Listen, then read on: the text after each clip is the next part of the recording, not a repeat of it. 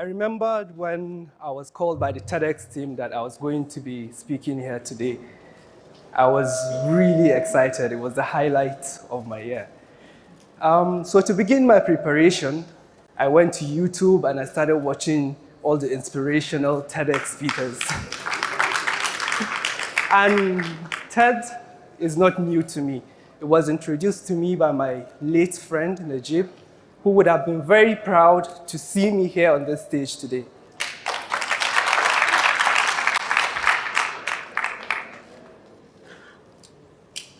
Well, at the end of the day, I came to a realization that what actually makes a very good TED Talk are people sharing their genuine stories. And in their stories, they share ideas. And their ideas inspire people. And that is what I hope to achieve on this stage here today. Well, my story of entrepreneurship started when I was 16 years old. I didn't even know it was called entrepreneurship at the time. So when I went to my foundation level in Dubai, I would always buy textiles and bring back home and start selling to my dad and my brother-in-laws, and I started making money from that. Then I moved on to transportation business, which I actually failed at miserably because I was not in the country to run it myself.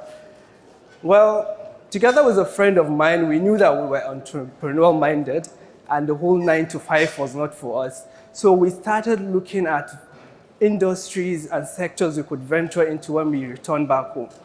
And it was almost by accident we stumbled upon Anadaria Farms by Usman Antata. He was just setting up his poultry farm at the time. And we took up interest in agriculture. So we started calling back home, how is agriculture being done in Nigeria? How is poultry farming?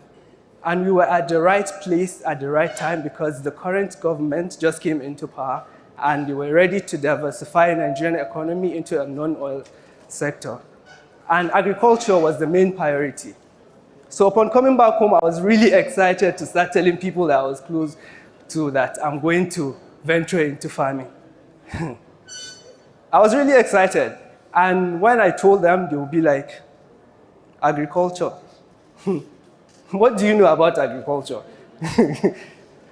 You're just coming back from Dubai and you want to go and start agriculture as young as you are. I was 20 years old at the time. They told me that people will cheat you out of it. I remember vividly one person told me, Haruna, you are leaving Abuja to go to Yauri in Kebbi to start living your life. You'll become a village champion.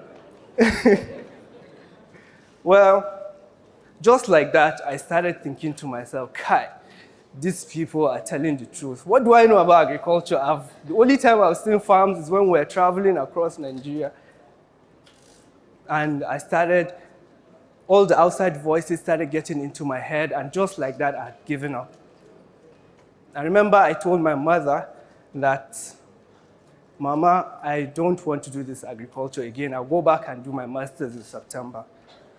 And she looked at me and she said, this agriculture that you've been talking about for months on end, you want to give up? See, let me tell you something. You're only 20 years old. If you fail, you can start from a place of experience. And if you succeed at this, then good for you. So knowing that I had my mother's blessing was enough motivation that I needed. So I packed my things and I moved to Yauri, and we encountered our first challenge on the farm because we wanted to cultivate maize to feed our chickens. So I was told that we cannot farm maize here. I said, what's the reason? My farm manager at the time told me that there are monkeys living around this area because they are more likely to eat up your maize before you could harvest. I said, so what do we do now? Knowing that I had no experience in agriculture made me to humble myself, to learn on the job. Every single day I was on the farm from 6 a.m. to 5 p.m. I would eat together with the workers, and I told him that, how do we cultivate soybeans? And he told me, we could cultivate soybeans to actually sell at the end of the season because it has a greater market value. Then we can sell it later and then buy maize for the poultry. I said, okay, no problem, let's do that. And I needed the best amount of people that will actually, I needed the best amount of people to come and cultivate these soybeans. And he told me, to my surprise, that there are women in the community that they do the best job. I was amazed. They came, and their level of coordination and perfection was out of this world.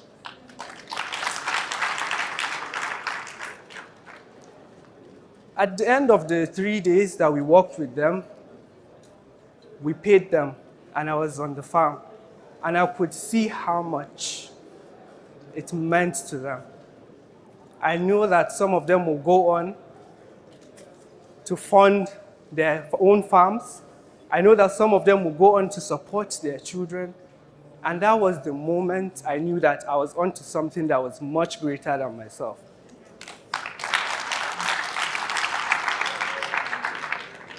Now, 4 years later, we still work with those women, and they have never disappointed us.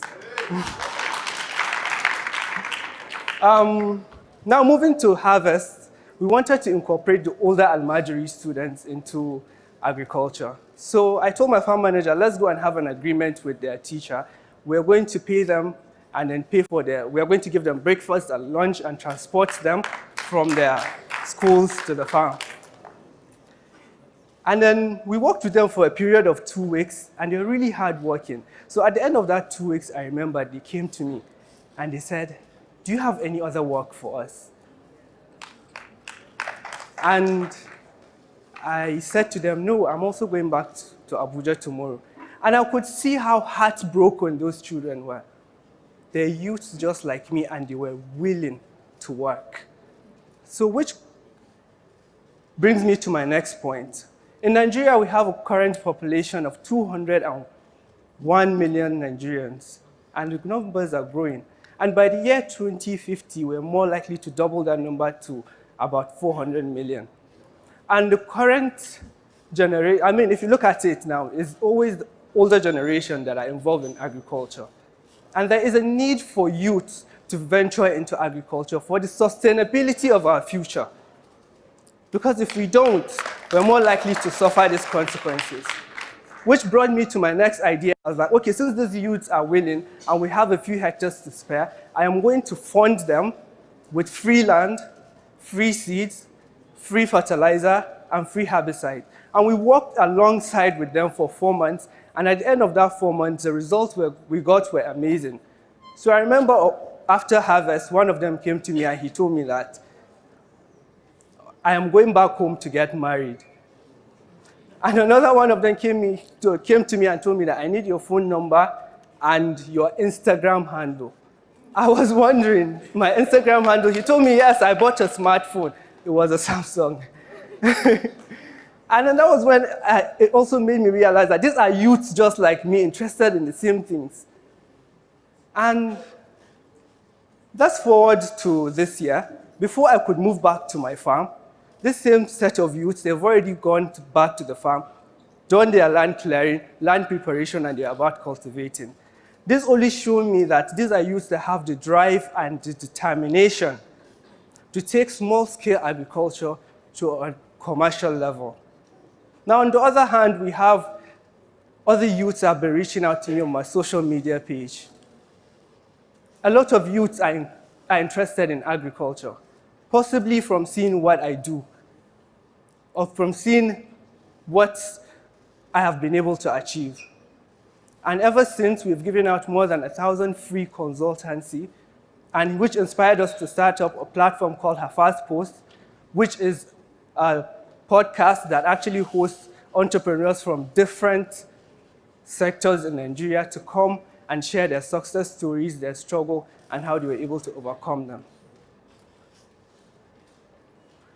Now, on the other hand, again, we had a set of people that wanted to invest into my farm because they've seen the work that we have done, which brought us to start up a Sharia-compliant agricultural investment here in Kebbi State. We're just running the first stage now, is at the pilot stage. Now, my journey throughout agriculture have not been rosy. There's so many times that I wanted to give up. And if I would have told you the story, it would have made perfect sense to you to why I would have closed shop and be done with it. Like the time that my 30-hectare rice farm was raided by a neighboring village, or the time that we actually cultivated on the 23 hectares and the seeds refused to germinate, or the countless times that my car have broken down between Kebbi to Yauri on the dead nights of the... Well, the story has not always been gloomy because now we've been able to move from our 23-hectare farm to a 450-hectare farm. We have been recognized by international and national organizations on our Trailblazer Awards on Sustainable Agriculture. We have been published both nationally and internationally on newspapers and magazines. And now we're on TEDx.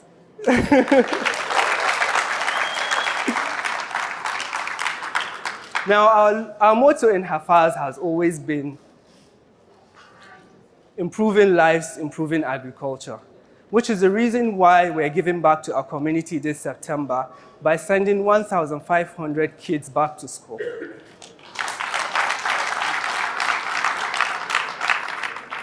Now, before I leave, I would like to tell you that no matter how young or old you think you are, it is never too late to start living a life of purpose. Because you will never know the amount of lives that you will be able to touch along the way. Because if you do listen to the outside voices, they will bring you down, and only you know your own true potential. If I would have listened to those voices, I would not have been standing here today. So I would like to tell you that you never know the little act of courage you take into pursuing your passion. Because it's passion that will get you going when the days get very hard. You will never know the lives that you'll be able to impact or the people you'll be able to inspire. Thank you very much.